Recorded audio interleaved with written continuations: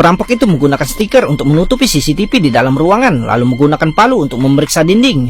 Ia menyadari bahwa suara yang berasal dari dinding itu terdapat sesuatu, lalu pria itu menghancurkan dinding itu dengan keras. Seperti yang diduga, pria itu menemukan berangkas tersembunyi. Namun saat mereka berusaha sekuat tenaga untuk membuka berangkas itu, mereka menemukan bahwa berangkas itu kosong. Perampok itu merasa putus asa, namun rekannya secara tidak sengaja menembakkan senjata api dan mengenai mobil mewah seharga jutaan dolar. Saat pria itu melihat dengan seksama, ia secara tidak sengaja menemukan serpian emas di posisi lubang peluru, yang membuatnya langsung menyadari sesuatu. Kemudian ia meminta rekannya untuk menyerahkan linggis. Ia mulai menggosok cat mobil itu. Tanpa diduga, ada emas dengan kemurnian yang sangat tinggi di lapisan cat. Untuk menghilangkan keraguan, pria itu berputar mengikisnya kembali. Seperti yang diharapkan, seluruh mobil terbuat dari emas murni.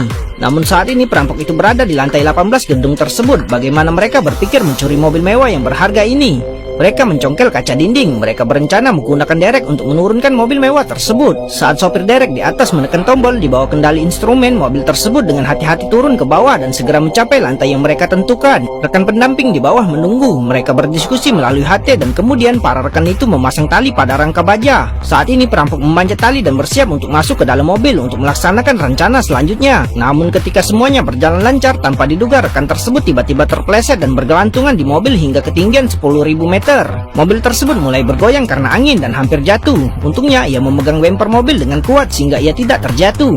Pada saat ini mereka berdua juga sampai di atas mobil. Tepat ketika ia hendak menyerah, rekannya buru-buru mengulurkan tangannya untuk meraihnya dan kemudian berusaha untuk menyelamatkannya. Namun kedua orang di dalam mobil tiba-tiba panik melihat mereka selangkah lagi dari gedung. Perampok itu merasa tidak berdaya. Dalam keputusasaan, keduanya hanya bisa mempertaruhkan nyawa mereka dan mulai menggoyangkan mobil ke arah kaca. Sementara rekannya mengambil pengait besi dan siap mengaitkannya. Mereka berdua menarik dengan keras dan berhasil menyeret mobil ke lantai tempat mereka berada. Tak sampai di sini, kemudian rekan itu datang ke ruang kendali dan berhasil memutuskan aliran listrik lift, dan beberapa orang juga mendorong mobil itu ke pintu masuk lift.